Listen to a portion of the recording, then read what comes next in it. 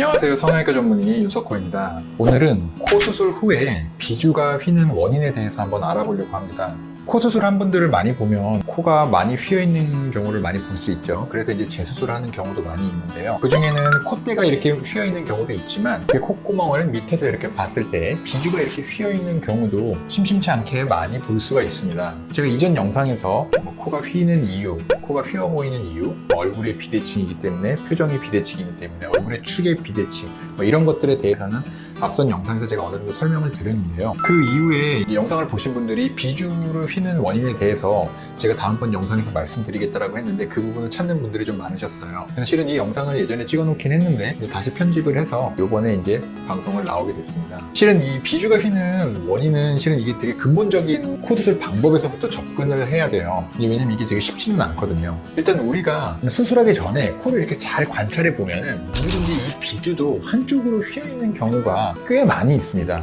대다수가 휜 거는 아니지만요. 수술을 하고 또 비주가 더 휘어 보이는 첫 번째 이유는 똑같이 휘어 있다 하더라도 우리가 코 수술을 하게 되면 아무래도 코끝을 이렇게 올리게 되는데 이렇게 아무래도 이렇게 올리게 되면 우리가 밑에서 봤을 때 이것이 더 올라가게 되니까 조금만 휘더라도 더 휜 티가 많이 나는 것이죠. 일단 밑에서 봤을 때 비주가 휘어 보이는 원인 중에 첫 번째는 원래 비주가 좀 휘어 있었다. 그런데 눕히고 나니까 조금 더 휘어 보인다. 이런 예가 일부가 있고요. 그 다음 이제 본론적으로 제가 말씀드릴 이 중요한 내용은 코 수술의 방법과 이 비주가 휘는 이유는 같이 묶어서 생각을 해야 됩니다. 관련이 있는 것이죠. 그래서 제가 이 코 성형하는 방법을 말씀을 드리면 코 끝을 높이는 방법은 크게 두 가지로 나눠볼 수 있습니다. 첫 번째는 비중격 연장술입니다. 간단하게 설명을 드리면 비중격은 우리 코 가운데 이렇게 판자처럼 있는 부분인데요. 우리가 콧구멍 안에 손을 이렇게 집어넣었을 때 가운데 쪽에 뼈처럼 만져지는 부분이 비중격 연골의 시작 부위입니다. 이 시작 부위부터 저 뒤편으로 이렇게 판자처럼 이렇게 연골이 있는데요. 이 판자처럼 있는 연골이 한쪽으로 이런 식으로나 반대편 이런 식으로 휘어 있을 수 있습니다. 아니 대부분은 어느 정도 휘어 있습니다. 그런데 이 비중격 연장술은 비중격이 있으면 안쪽 부분을 채취를 해서 이 비중격 앞쪽에 이렇게 붙여주는 이런 식으로 코 수술을 행하는 것입니다. 이해를 돕기 위해서 이 모형을 하나 갖고 나왔는데요. 이 부분을 보면 이게 이제 코의 옆모습인데 이 안쪽에 보면 비중격 연골이 이렇게 안쪽에 있습니다. 제가 방금 말씀드린 콧구멍 안쪽에 손을 넣었을 때 만져지는 부분이 이제 이 부분이겠죠. 그래서 이 뒤쪽으로 이렇게 판자처럼 이렇게 연골이 들어가 있는데요. 이 중에서 안쪽의 일부를 채취하게 되어 있습니다. 그래서 이 안쪽의 일부를 채취를 해서 그 채취한 연골이 이거라고 친다면 이 앞쪽 부분에 이런 식으로 연골을 붙여주는 것이죠. 이렇게 붙여줘서 앞쪽으로 코 길이 연장을 해주는 것입니다. 물론 이걸 밑으로도 연장할 수 있고 위로도 연장을 해줄 수가 있습니다. 문제는 이제 여기서 나오는데요. 자, 지금 제가 이 안쪽에서 비중격 연골 일부를 뗐는데 지금 뗀 연골을 가지고 지금 한쪽에다 이렇게 붙였잖아요. 그럼 아무래도 이걸 정면에서 봤을 때는 가운데보다 붙인 쪽으로 치우쳐 있겠죠. 이 비중격 연장술을 이렇게 한 다음에 지금 이 양옆에 보이는 이 콧날개 연골이라고 하는데요. 이 콧날개 연골을 당겨가지고 여기에 묶어주는 것입니다. 그럼 이렇게 생각해 볼 수 있겠네요. 지금 왼쪽에만 됐으니까 양쪽으로 대주세요 라고 이제 얘기해 볼 수 있겠죠. 정확한 지적입니다. 가운데 비중격이 있으면 이렇게 한쪽에 대고 반대편에도 예를 들어서 연골을 같이 일부를 조금 떼서 나눠서 이렇게 양쪽으로 이렇게 대준다면 대칭이 될 수 있겠죠. 양쪽으로 대주니까 가운데 있을 것입니다. 이렇게만 된다면 정말 코 수술이 쉽고 그 누구도 비주가 휘지 않을 것입니다. 여기서는 중요한 게 있는데요. 한 가지 가정을 한 거죠. 비중격이 가운데 있다는 가정입니다. 근데 실제로 수술하는 환자들을 보면 100명 중에 99명은 비중격이 한가운데 있지 않습니다. 자, 비중격은 이렇게 한가운데 있는 게 아니고 왼쪽이나 오른쪽으로 살짝 치우쳐 있고요. 거기에 더불어 한 가지 더 문제가 더 어려운 거는 한쪽으로 치우쳐 있으면서도 휘어 있습니다. 그러니까 이 비중격은 한가운데 있는 게 아니고 예를 들어 약간 왼쪽으로 치우쳐 있는데 심지어 약간 이렇게 휘어 있는 것이죠. 그렇다면 이 휘어 있는 연골의 안쪽을 뗀다면 이 안쪽도 어느 정도 휘어 있겠죠. 그러면 휘어진 연골과 안쪽에서 뗀 또 휘어진 연골 이 두 개를 같이 조합을 해서 붙여서 코를 안 휘게 만들어야 되는 것입니다. 단순히 비중격 연장술을 양쪽으로 이렇게 붙인다라고 해서 똑바로 코가 나갈 수 있는 게 아닙니다. 휘어진 연골, 심지어 한쪽으로 살짝 치우친 휘어진 연골에서 휘어진 연골의 일부를 띄어서 그거를 가지고 조합을 해서 겉모습이 안 휘어 보이게 조합을 해야 되는 것입니다. 그러다 보니까 수술을 할 때 실제로 굉장히 많은 조합을 해봅니다. 이렇게도 조합을 해보고 저렇게도 조합을 해보고 뒤집어도 보고 옆으로도 해보고 좀 위로도 아래로도 이렇게 굉장히 여러 가지로 되어보지만 간혹 어떤 경우 너무 많이 비중격이 휘어있는 경우는 이걸 아무리 맞춰도 똑바로 잡기 매우 어려운 경우가 많습니다. 이런 경우는 어쩔 수 없이 코끝의 높이를 많이 높이지 못하고 거의 휘어 보이지 않는 선에서 이제 코끝을 높여서 정리를 해야 되는 것이고요. 이런 경우에 코를 무리하게 많이 높여달라고 하면 휘어져 있는 연골들을 조합해서는 굉장히 높게 올리기가 힘들고 무리해서 높게 올렸다가는 금방 구부러지기 쉽기 때문에 이런 경우는 어쩔 수 없이 저희가 또 늑연골, 더 튼튼한 연골을 사용하게 되는 것입니다.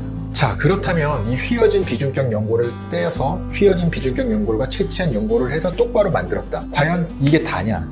또 이게 다가 아닙니다. 왜 이게 다가 아니냐면 이 휘어진 연골에 제가 방금 말씀드린 비익 연골, 이 콧구멍 이루고 있는 연골을 비중격 연골에 당겨서 묶어줘야 합니다. 그 가운데에 이렇게 틀이 되는 비중격을 만들었으면 콧구멍 이루고 있는 연골을 당겨서 붙여줘야 된다는 거죠. 그래야지만 코가 전체적으로 올라가는 것이죠. 이렇게 당겨지는 것이죠. 문제는 여기에 또 한 가지가 발생하는데 이 콧구멍 이루고 있는 비익 연골, 이 콧날개 연골도 양쪽이 대칭이 아닙니다. 예를 들면 한쪽 콧구멍 연골은 이렇게 돼 있으면 한쪽 콧구멍 연골은 이렇게 내려가거나 작을 수 있다는 거죠. 이렇게 되면 가운데 기둥을 이렇게 세워놔도 한쪽은 잘 딸려오고 한쪽은 잘 안 딸려오는 이러한 비대칭이 또 생기게 됩니다. 그래서 한쪽으로 텐션이 기울게 되죠. 그렇기 때문에 결국에 수술을 할 때는 비중격 연골을 한가운데 똑바로 만들어 놨다고 해서 이게 다가 아닙니다.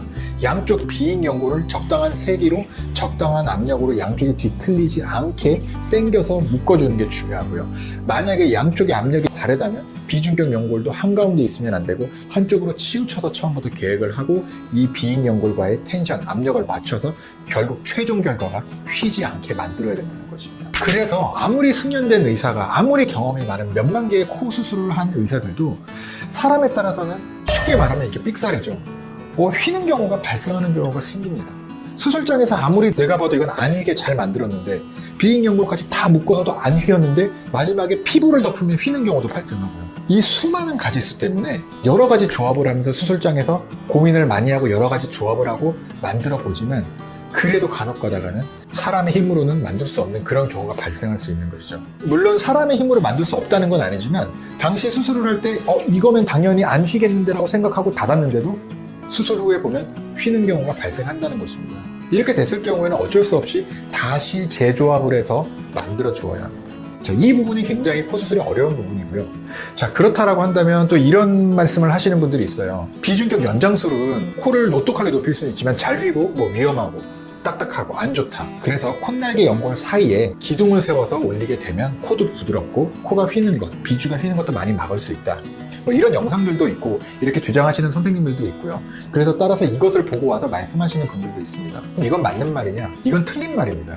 코 기둥, 비익 연골 사이에 지주를 만들어서 코를 세울 수도 있습니다. 이건 물론 비중격 연장술을 할 때도 이 방법을 같이 쓰는 경우도 굉장히 많습니다. 제가 설명을 드리자면 이 비익 연골, 콧날개 연골 사이에 지지대를 세우는 거는 어떠한 방법이냐면 예를 들어 연골을 채취를 하죠. 이게 비중격 연골이든 귀연골이든 이러한 연골을 채취를 해서 지금 이 보이는 이 콧날개 연골, 콧구멍 이루고 있는 이 연골의 가운데 사이에 이렇게 이 지지 구조를 넣어주는 것입니다.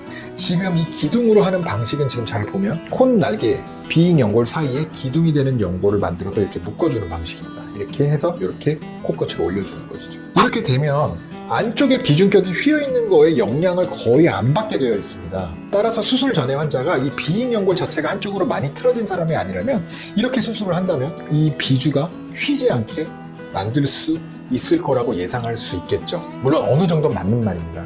하지만 여기에는 틀린 부분이 있습니다. 뭐가 틀리냐면 제가 앞서 얘기한 것처럼 이 비익 연골, 콧날개 연골이 사람마다 다 대칭이 아닙니다.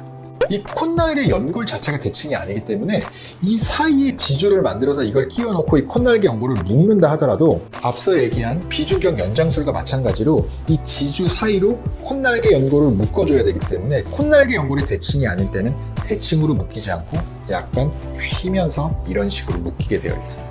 따라서 이렇게 콧날개 연골 사이에 지지대, 지주 구조를 만들어서 코끝을 높이는 방법도 어쩔 수 없이 콧날개를 많이 당겨서 수술을 하려고 하면 한쪽으로 휘는 거는 굉장히 흔하게 있는 겁니다.